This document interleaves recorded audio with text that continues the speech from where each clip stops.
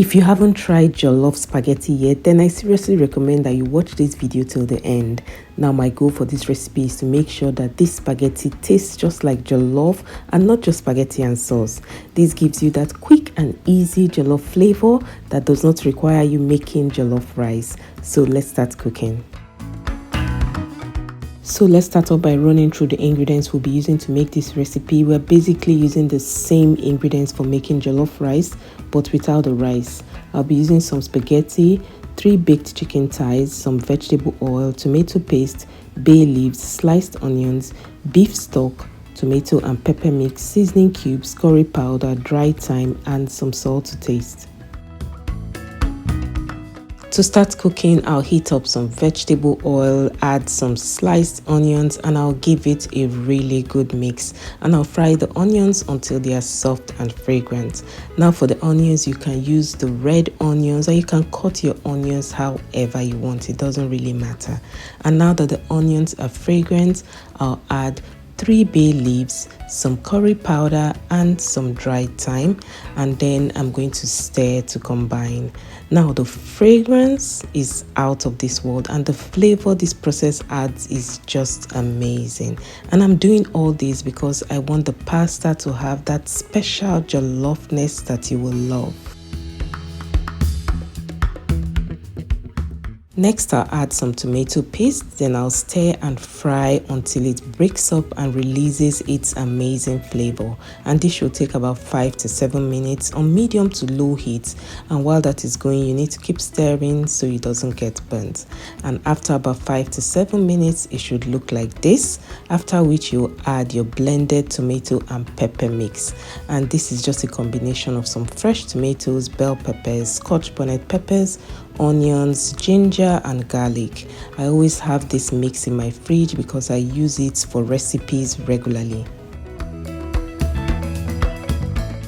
I'll let this cook on medium to low heat for about 6 to 7 minutes. Essentially, this is just the same way you would cook your jollof rice. And while that was simmering, I already had my spaghetti cooking. And please do not overcook your spaghetti so it doesn't get too soft, because we're still going to cook it some more in this beautiful jollof sauce. So my jollof base has been cooking for a couple of minutes. Next, I'll add some beef stock. You can also use chicken stock for this recipe, and this is so important when making your jollof base because it adds a depth of flavor to this recipe. I'm just going to stir and let this simmer for a couple of minutes. And if you're still watching, thank you so much. Please give the video a thumbs up and also subscribe to my channel if you haven't already done so you don't miss my amazing recipes. And to season, I'll be adding 1 seasoning cube and some salt to taste. I always add salt after I've poured in the meat stock and it has simmered down a little bit so that I know the quantity of salt that I need to add, because as you all know, the meat stock is already seasoned. Next, I'm going to add my already baked chicken, and I'm going to cook the chicken for a bit in this sauce so that it absorbs all the flavors from the sauce. But if you don't like stewed meat, you can just skip this part. Also, at this point, you can add some vegetables if you want, but I just wanted the basic jollof spaghetti recipe. So this is what it looks like after a couple of minutes, because you want it to cook on medium to low heat. And the next thing I'll do is to take them off the heat and set them aside for later. So at this point, I'm going to add my already cooked spaghetti into the sauce. And like I said earlier, please do not completely cook your spaghetti so that it is completely cooked in this beautiful jollof sauce. And all I have to do now is to ensure everything is thoroughly combined. And if you follow this recipe, guys, you will make amazing jollof spaghetti that everyone will love. And to make it even more colorful, you can add some bell peppers, spring onions, carrots, peas, or sweet corn.